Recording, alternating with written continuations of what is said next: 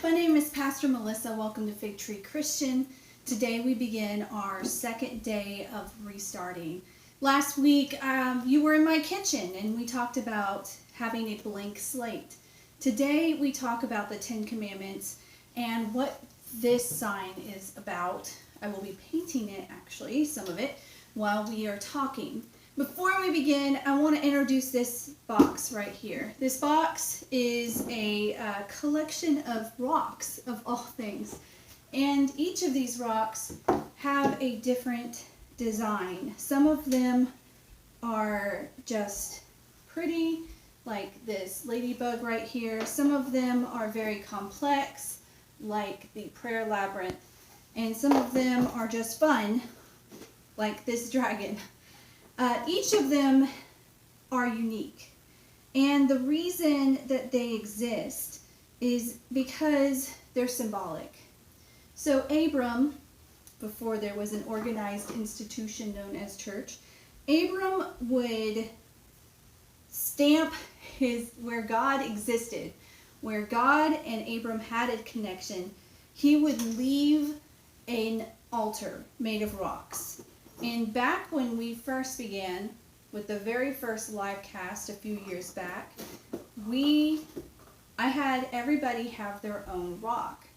This has not been a thing we've done recently, partly because when it's just the live cast or it's just a recording, it's really hard to keep that separation or set aside that moment where you have to be intentional about this part of it.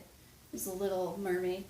But basically what it is you have your rock, and your rock is something you bring to worship, and you place what doesn't belong in worship in the rock. Symbolically, of course. You can't literally open the rock and put the things that don't belong in worship in the rock.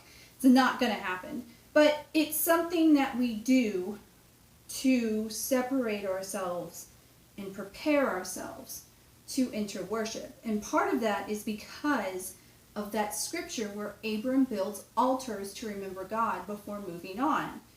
We bring our rocks to worship to set aside our time and our space for God. We'll come back to these at the end. Today, you are in my craft area. This is in the basement. For those of you who have been with us for a while, you have seen everything from our basement, because right over there is where communion has been taking place. If you look at some of the old videos, that might be a little bit familiar to you. But other than that, this is a new space, and I have redesigned it so that I can talk directly to you. As we work through something, physically building something takes space and set aside space. And this is our set aside building space. So we might be here for a few weeks. And hopefully we'll get to a communion space. But today we're here. I want to read to you Exodus 20 from the Common English Bible.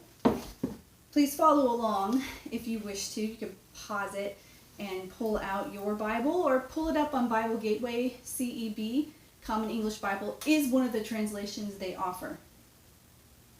Exodus 20. Then God spoke all these words.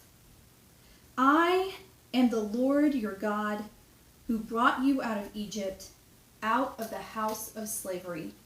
You shall have no other gods before me. Do not make an idol for yourself, no form whatsoever, of anything in the sky above, or in the earth below, or in the waters under the earth. Do not bow down to them or worship them, because I, the Lord your God, am a passionate God. The Revised Common NRSV, New Revised Standard Version, says jealous, and the Common English Bible says passionate. I am not sure about that word change. I really do think it says jealous, but I do like the word passionate as well, so that might be something we go into on another week when we're not building our worship area. I punish children for their parents' sins, even to the third and fourth generations of those who hate me. But I am loyal and gracious to the thousandth generation, to those who love me and keep my commandments. Do not use the Lord your God's name as if it were of no significance. The Lord won't forgive anyone who uses his name that way. Remember the Sabbath and treat it as holy. 6 days you may work and do all your tasks, but the seventh day is a Sabbath to the Lord your God. Do not do any work on it, not you, your sons or daughters, your male or female servants, your animals, or your immigrant who is living with you. Because the Lord made the heavens and the earth, the sea, and everything there is in them in 6 days, but rested on the seventh day. That is why the Lord blessed the Sabbath day and made it holy. Honor your father and your mother so that your life will be long on the fertile land that the Lord your God is giving you. Do not kill. Do not commit adultery. Do not steal. Do not testify falsely against your neighbor. Do not desire your neighbor's house. Do not desire and try to take your neighbor's wife, male or female, servant, ox, donkey, or anything else that belongs to your neighbor. When all the people witnessed the thunder and lightning, the sound of the horn, and the mountain smoking, the people shook with fear and stood at a distance. May God add blessings to this reading. So I'm of the mind that you really do need to understand the Hebrew in order to understand the commandments. Now, first of all, I want to make it explicitly clear that I did not say the 10 commandments. And part of the reason I say this is because the commandments are found in multiple places in the Hebrew Bible. They're not always found just in Exodus 20. They're listed in other places, and not always 10. Sometimes they're ordered a little differently. Also, the way we order it as a Protestant church is not the only way that it has been ordered. They have also ordered it differently, some of it being the first commandment, I am the Lord your God, and I am a jealous God, as commandment 1. And then you shall have no other gods before me after that. The 10 commandments are separated into 2 groups, one of which being how we should treat God, and the second half being how we should treat others. Both of them are very important to forming a community that worships. We will not be talking about all the 10 commandments today. We will only be talking about you shall have nothing before me. Specifically, as I return to this, you must have no other gods before me. So what does that mean? In some definitions, it has meant don't make idols. And so there was an early Christian movement to destroy iconography. This is a really sad time in Christian history. Not as sad as, the slaughtering of Islamic people during the Crusades, but we lost a lot of history during this time period because basically a bunch of college students thought that they were so awesome, and they went and burned all these historic iconography. This is what I hate. This is why you shouldn't use cheap brushes. Of course, if you were here to watch me do a painting tutorial, then you have come to the wrong place. I'm just trying to fix this sign that has existed forever, and I am not happy with the bristles. So the thing is that it's not really talking about iconography. It is, because the people literally believed that their God was in the icon that would come in and live in the icon itself. So there was serious talk about don't bring other gods into God's house. This is God's house. Leave them out. But it's also really talking about what we put before God's eyes. And that gets us to our sign. God, when we come to worship, we are setting aside a specific time and place to worship God. Now, some people have come to think that God can meet us anytime, anywhere, which is true. That we could be in our car and have a God moment where God connects with us. We could be on a trail and we have a God moment. I know in both situations I've had those God moments, but that is not worship. That is secular expressions of God. And that's when God comes to us. God has met us in our everyday life. We set aside a specific time and place so that we can meet God. We're saying we believe that we need to find time, just 1 hour out of our day, 30 minutes out of our day, not even just a minuscule amount of time. I love this thing, but it's making a lot of noise. To go to God. And that's what this is about. You shall have no other gods before me is talking about more than physical idols. It's talking about how we connect to God. And we should do it being prepared. So I had spoken a couple weeks ago about, and you'd have to go to Facebook to see it, about the temple and how it was prepared. And there were tons of steps to get there. There was the Ark of the Covenant, but then there were things on either side of the Ark, and there was perfume to prepare yourself, and there were rooms and antechambers, and there was water to rinse yourself and clean yourself. They took this very seriously. How we connect is as important as the connection itself. And we've lost this in our low church state, where we can't seem to differentiate between when God is meeting us and when we are setting aside time to meet God. So one of the ways that we can reword this commandment to understand it today is we shall have nothing before God's eyes. We are literally going before God. God cannot see us with other idols. Now clearly, today, many of us are not polytheistic. In fact, a growing number are atheist. So when we say we shall have nothing before God's eyes, what shall we not have before God's eyes? First and foremost, this is not talking about sin. We should take our sin before God. We should come as we are before God. Now, I've heard it where you have to be as white as the driven snow in order to partake of communion, and that's just not the purpose of this. This is about coming as you are. So, one of the things you shouldn't take before God's eyes are technology. I know, it sounds really backwards when you think about what this is, that we've been in online ministry for 7 years now, and what does it mean to not bring technology into this?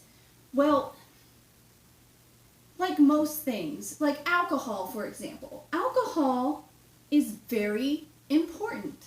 It sanitizes things. It keeps bacteria from getting into places it doesn't need to get into. It also, in the early church, it sanitized our drink so that we weren't drinking in that bad stuff. Really, the boiling probably did more than the alcohol itself, but that's beside the point. There are purposes to things. The internet is helpful.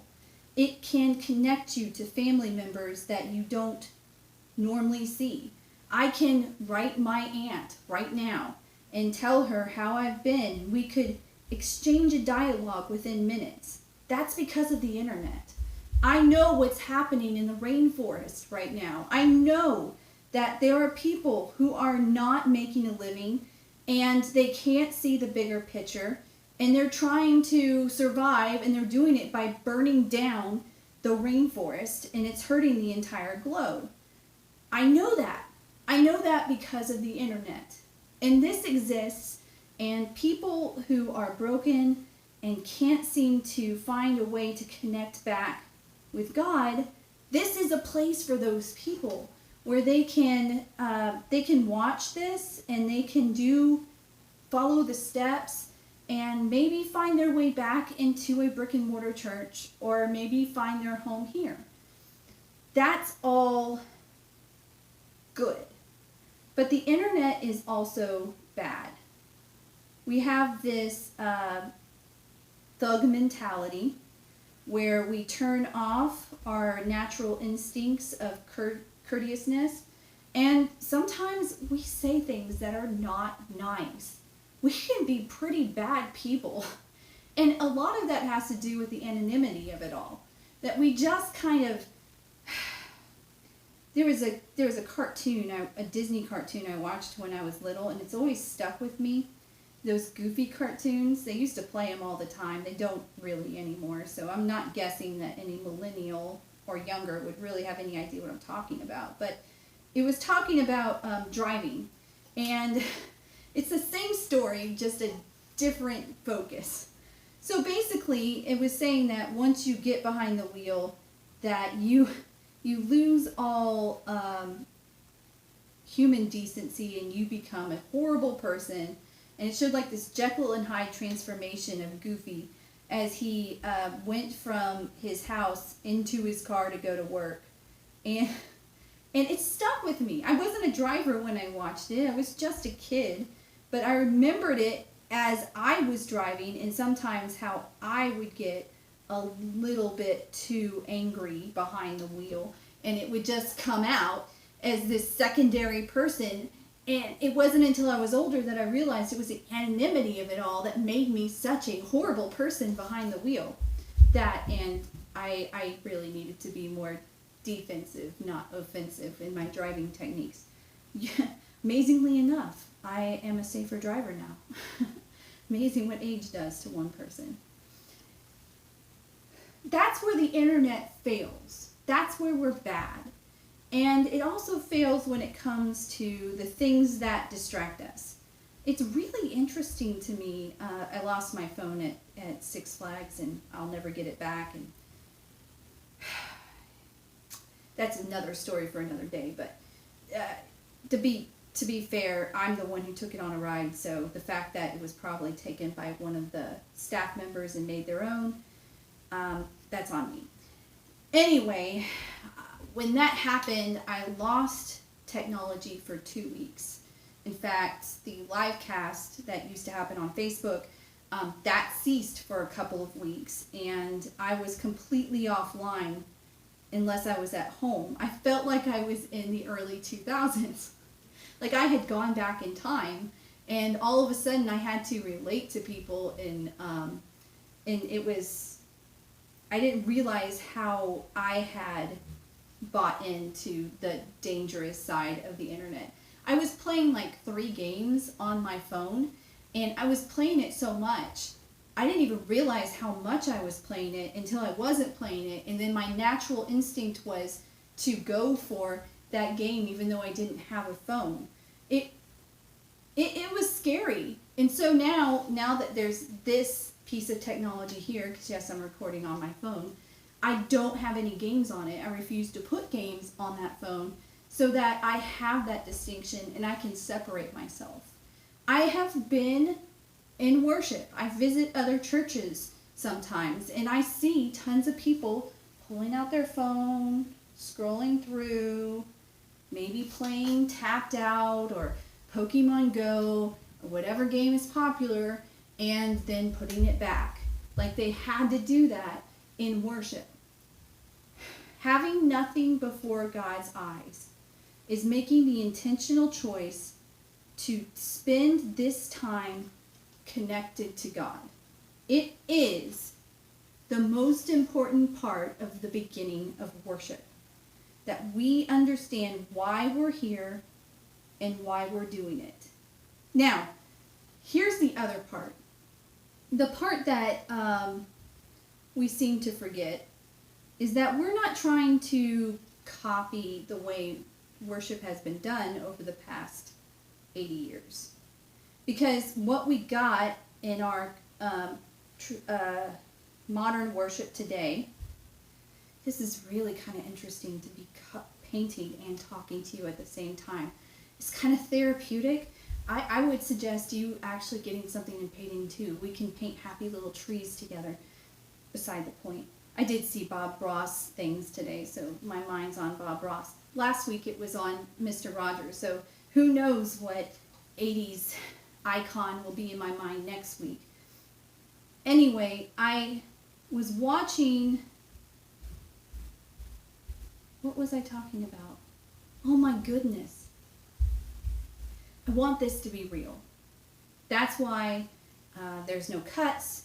That's why I'm sitting before you. That's why it doesn't sound churchy. There is an inflection to churchiness. There is a tone where you hear me talk and you think, oh, that sounds like a minister preaching. And I don't want that. And you don't want that. At least I hope you don't want that. I want this to be real. And that's a really hard thing to accomplish. And it's something that I've spent years trying to do. And I continue to try to do because I don't want this to get lost. Although at the moment it probably is, and that's fine because this is the first few weeks and it's a new format and it's a new look and we're just trying to get it right. We're trying to make it right.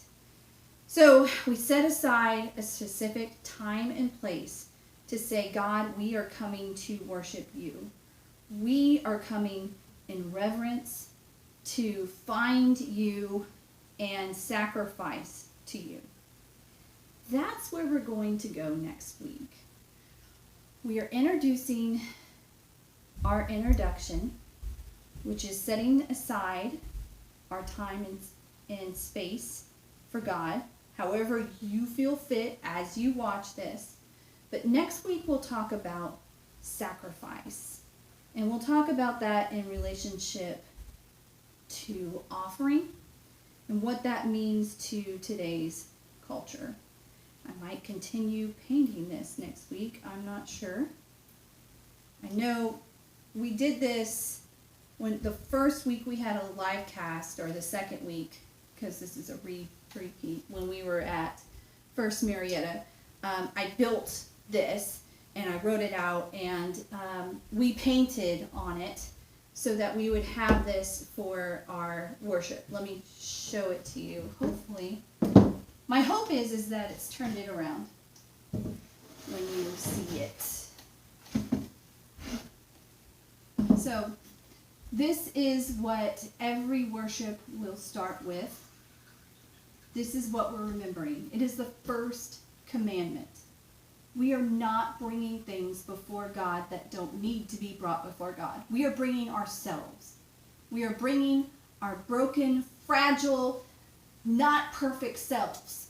But we're not bringing anything else that will keep us from connecting, like online games or other distractions. We set aside a specific time and place to find God.